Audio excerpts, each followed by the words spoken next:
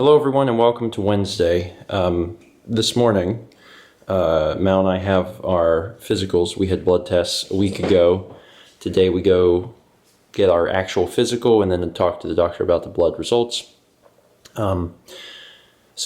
That's exciting. I'm looking forward to talking to the doctor about stuff.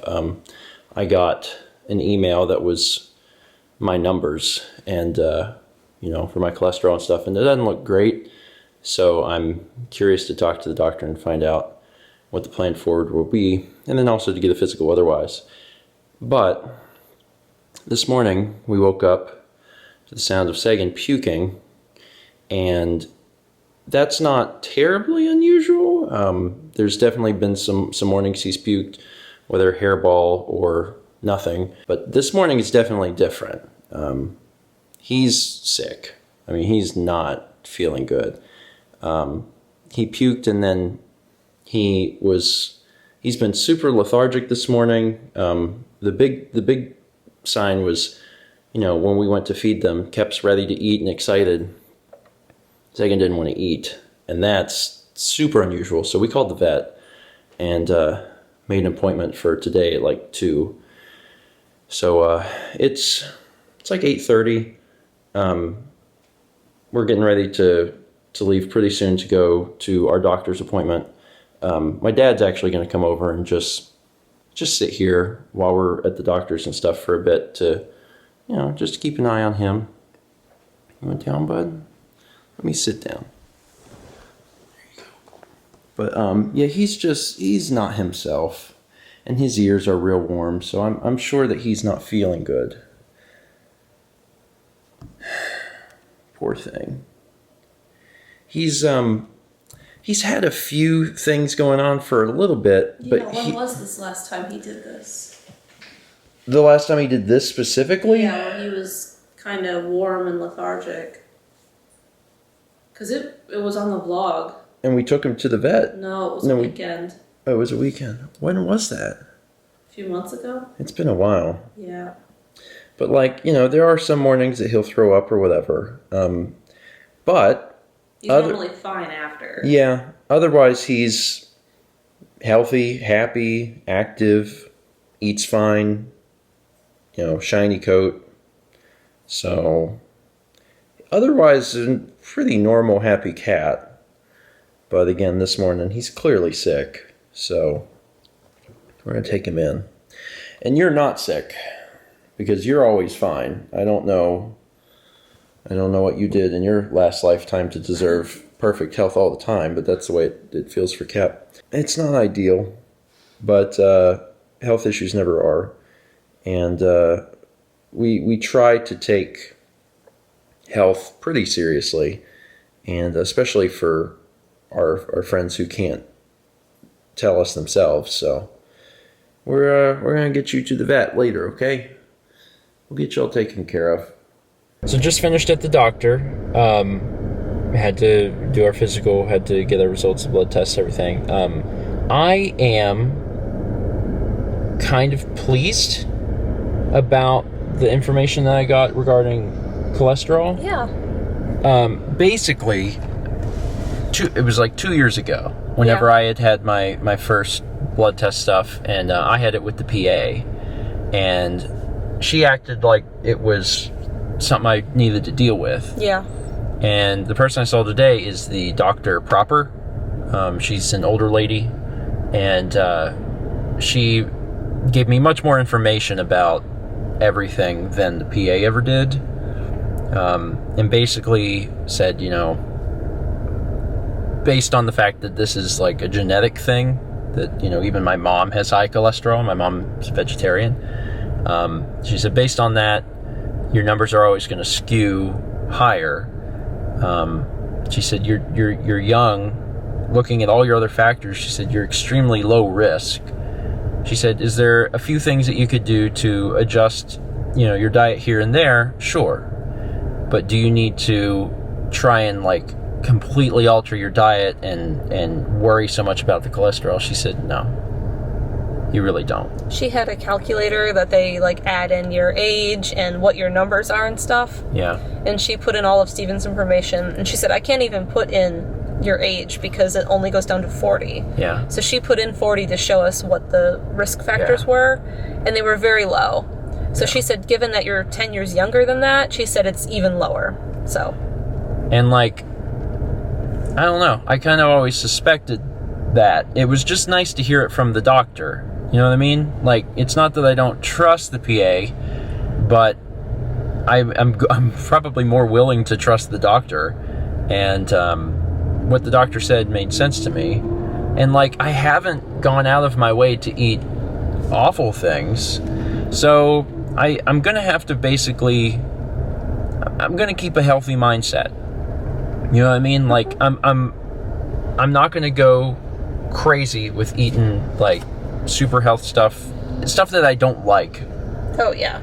But the philosophy that I've carried of like, okay, maybe don't eat a dozen eggs a week. I need to stick on that, and I haven't been doing that. Maybe So get a that's salad good. instead of fries. Yeah, you know, every once in a while, try and go out of my way to do something good, and then also just not eat bad stuff. So like, there's room for improvement, but the idea that my cholesterol is so high that I'm in danger, I think is maybe just false. So that's good. That being said, she does want me to see a neurologist.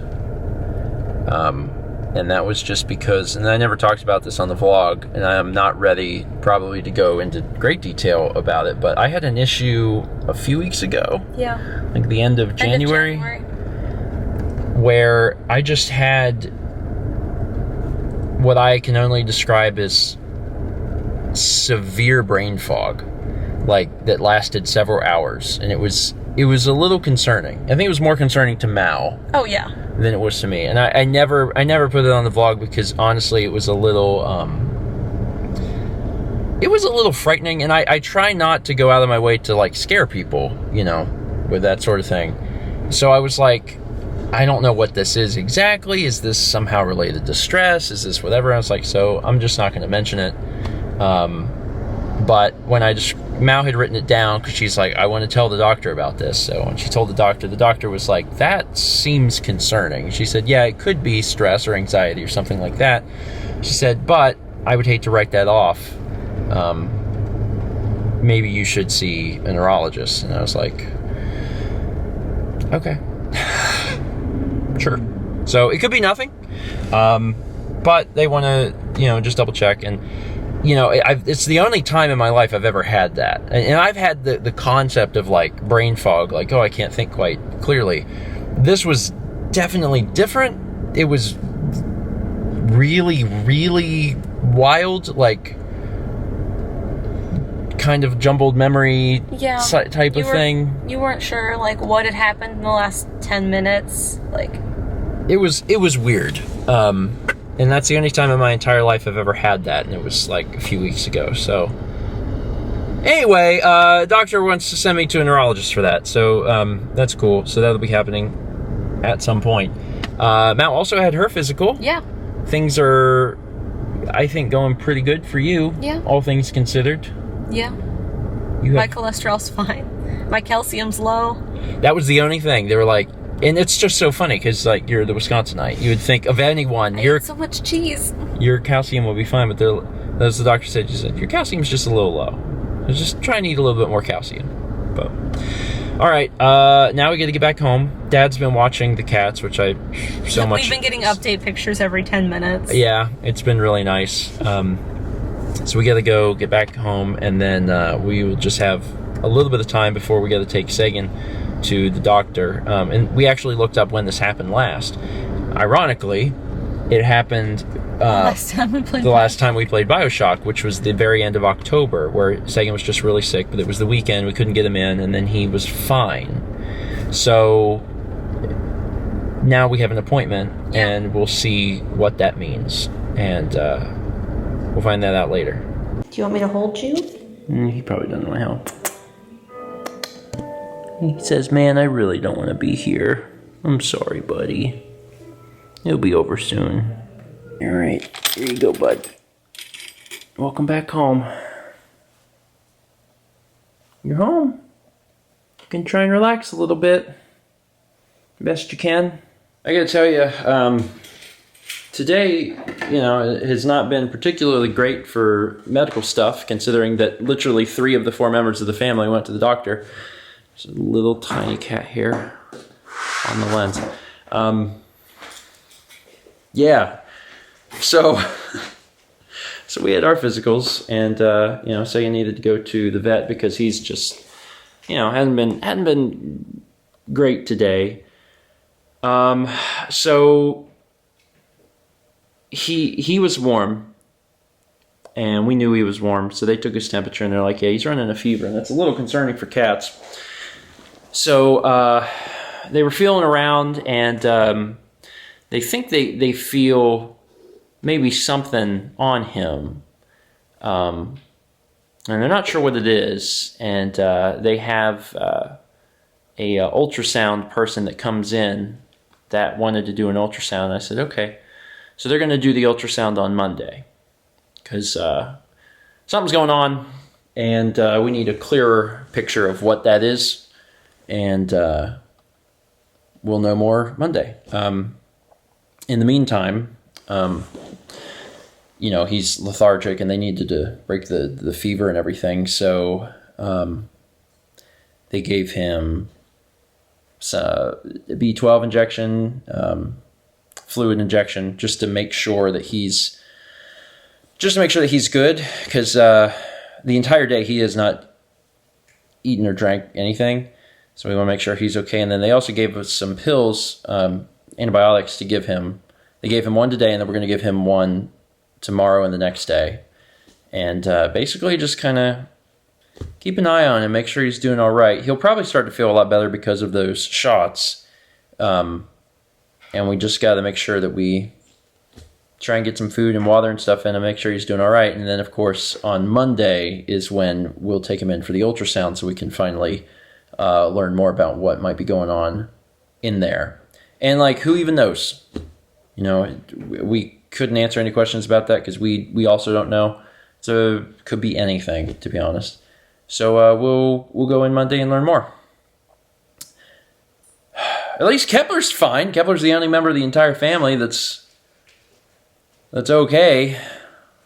Where is this? I guess Mal, you're doing all right too, as long as you eat some more calcium. Yeah. Oh my God. So all we've done all day is doctor visits, and it's now almost 4 p.m. and I'm mentally exhausted from all of this.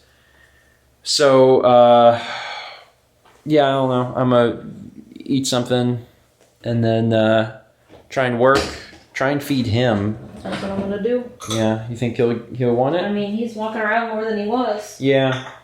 It's also worth noting that he was starting to perk up at the vet before he even got those shots. Near the end of the visit, he was starting to get some life to him. He looks like he's hungry.